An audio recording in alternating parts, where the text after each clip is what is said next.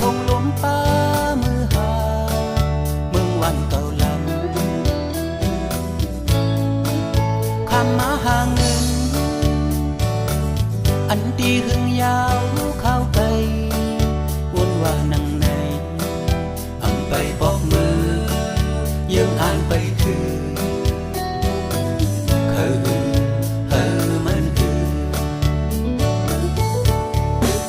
วันตกวันเด่นตีเอาตัวแหงขัดใจทุกอยากกันเลยปิ่นเสือโปสายตื่นอันเหมือนเมืองในฝันเด็บดัดเสือไว้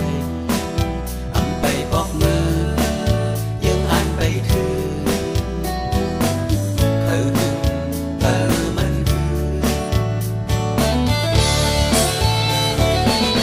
คนโกเก่าจกท้องเป่ามือขึ้นในตีปิ่นเสื้อหี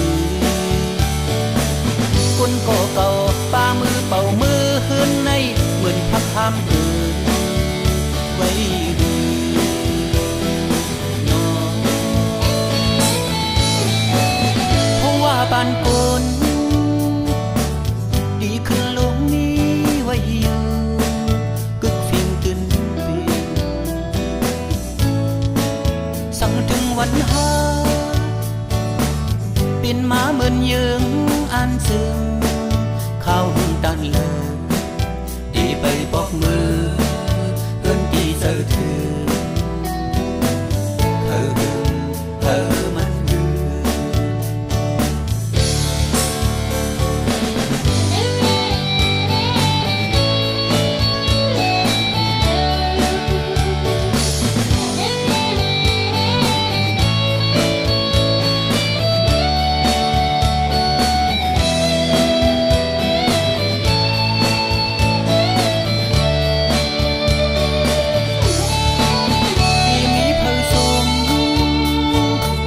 เอาธงล้มป้ามือหาเมืองวันเก่าลำคำมาหาเงินอันตีหึงยาวเข้าไปวนว่านังในอำไปบอกมือยังอ่านไปถือ